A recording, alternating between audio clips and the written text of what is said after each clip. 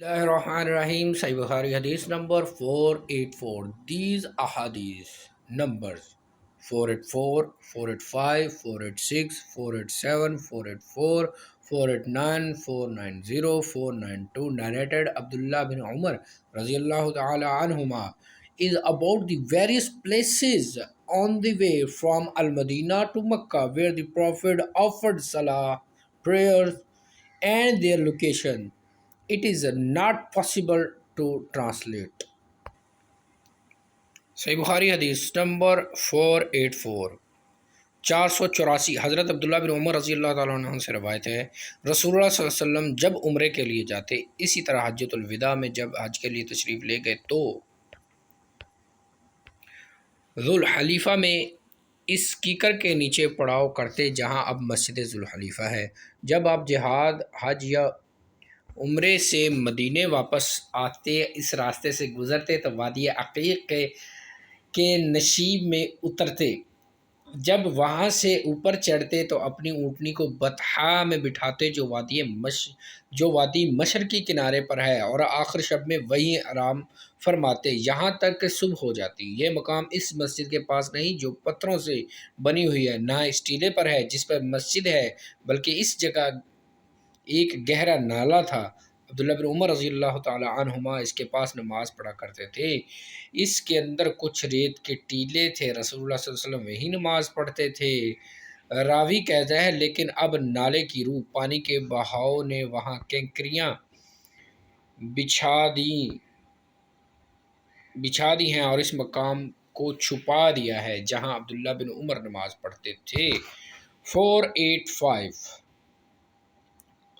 عبداللہ بن عمر رضی اللہ تعالیٰ عنہ سے یہ بھی روایت ہے کہ نبی صلی اللہ علیہ وسلم وہاں بھی نماز پڑھی جہاں اب چھوٹی سی مسجد ہے۔ اس مسجد کے قریب جو روحا کی بلندی پر واقع ہے، عبداللہ بن عمر رضی اللہ تعالیٰ عنہما اس مقام کی نشاندہی کرتے تھے جہاں نبی صلی اللہ علیہ وسلم نے نماز ادا کی تھی اور کہتے تھے جب تو مسجد میں نماز پڑھے تو وہ جگہ تیرے دائیں ہاتھ کی طرف پڑتی ہے، اور یہ چھوٹی مسجد مکے کو جاتے ہوئے راستے کے دائیں کنارے پر واقع ہے۔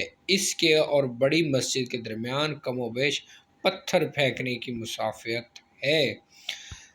حضرت عبداللہ بن عمر رضی اللہ تعالیٰ اس چھوٹی پہاڑی کے پاس بھی نماز پڑھتے تھے جو روحا کے خاتمے پر ہے۔ اس پہاڑی سلسلے کے راستے کے آخری کنارے پر جا کر ختم ہو جاتا ہے۔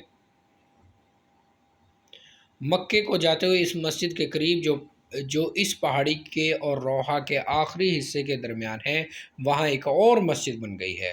عبداللہ بن عمر رضی اللہ تعالیٰ عنہ اس مسجد میں نماز نہیں پڑھا کرتے تھے بلکہ اسے اپنی بائیں طرف اور پیچھے چھوڑ دیتے تھے۔ اس کے آگے پہاڑی کے پاس نماز پڑھتے تھے۔ حضرت عبداللہ بن عمر زوال آفتاب کے بعد روحا سے چلتے، پھر ظہر کی نماز اسی جگہ پہنچ کر ادا کرتے اور جب مکے سے واپس آتے تو صبح ہونے سے کچھ دیر پہلے یا سحری کے آخری وقت میں وہاں پڑاؤ کرتے اور فجر کی نماز پڑھتے۔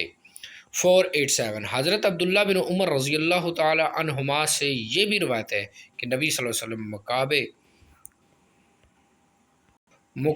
مقام رویسہ کے قریب راستے کی دائیں جانب کشادہ نرم اور ہموار جگہ میں ایک بہت بڑے گھنے درخت کے نیچے اترتے، یہاں تک کہ اس ٹیلے سے بھی آگے گزر جاتے جو رویسہ کے راستے سے 2 میل کے قریب ہے۔ اس درخت کا بالائی حصہ ٹوٹ گیا ہے اور اب درمیان سے خمیدہ ہو کر اپنے تنے پر کھڑا ہے۔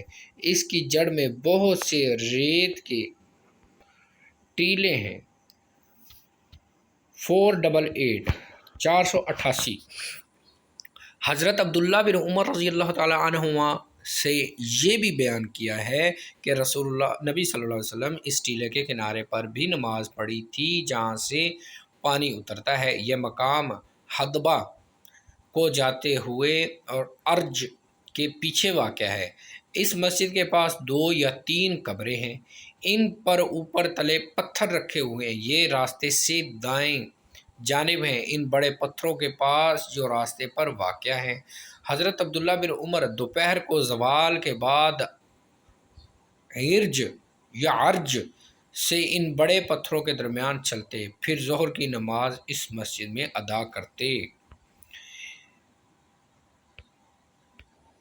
رسول اللہ صلی اللہ علیہ وسلم ان بڑے درختوں کے پاس اترتے جو راستے کی بائیں جانب حریشہ پہاڑی کے پاس وادی میں ہیں۔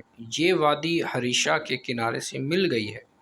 وادی اور راستے کے درمیان ایک تیر پھینکنے کا فاصلہ ہے۔ حضرت عبداللہ بن عمر رضی اللہ تعالی عنہما اس بڑے درخت کے پاس نماز پڑھتے جو وہاں تمام درختوں سے بڑا اور راستے کے زیادہ قریب تھا۔ 490 حضرت عبداللہ بن عمر رضی اللہ تعالی عنہما نے یہ بھی بیان فرمایا کہ نبی صلی اللہ علیہ وسلم اس وادی میں پڑاؤ کرتے جو کہ مر الزہران کے نشیب میں مقام صفراوات سے اترتے وقت مدینے کی جانب ہے۔ آپ اس وادی کے نشیب میں پڑاؤ کرتے جو مکہ جاتے ہوئے راستے کی بائیں جانب واقع ہے۔ آپ جہاں اترتے اس میں وہ اور عام راستے کے درمیان ایک پتھر پھینکنے کا فاصلہ۔ 491 حضرت عبداللہ بن عمر رضی اللہ تعالی عنہما نے یہ بھی بیان کیا کہ نبی صلی اللہ علیہ وسلم مقام زی طوا میں اترا کرتے اور رات یہیں گزارا کرتے۔ صبح ہوتی تو نماز فجر یہیں پڑھ کر مکہ مکرمہ کو روانہ ہوتے۔ یہاں رسول اللہ صلی اللہ علیہ وسلم کے نماز پڑھنے کی جگہ ایک بڑے ٹیلے پر موجود تھی۔ یہ وہ جگہ نہیں جہاں آج مسجدیں بنی ہوئی ہیں، بلکہ اس کے نشیب میں بڑا ٹیلہ واقع ہے۔ 492 حضرت عبداللہ بن عمر رضی اللہ عنہ نے یہ بھی بیان کیا کہ نبی صلی اللہ علیہ وسلم اس پہاڑ کے دونوں دروں کا رخ کیا جو اس کے اور جبل طویل کے درمیان کعبے کی سمت میں ہے۔ آپ صلی اللہ علیہ وسلم اس مسجد کو جو ٹیلے کے کنارے پر اب تعمیر ہوئی ہے اپنی بائیں جانب کر لیتے۔ نبی صلی اللہ علیہ وسلم کے نماز پڑھنے کی جگہ اس سے نیچے سیاہی مائل ٹیلے پر تھی۔ اگر تو ٹیلے سے کم و بیش 10 ہاتھ چھوڑ کر وہاں نماز پڑھے تو تیرا رخ سیدھا پہاڑوں کی دونوں گھاٹیوں کی طرف ہوگا، یعنی وہ پہاڑی جو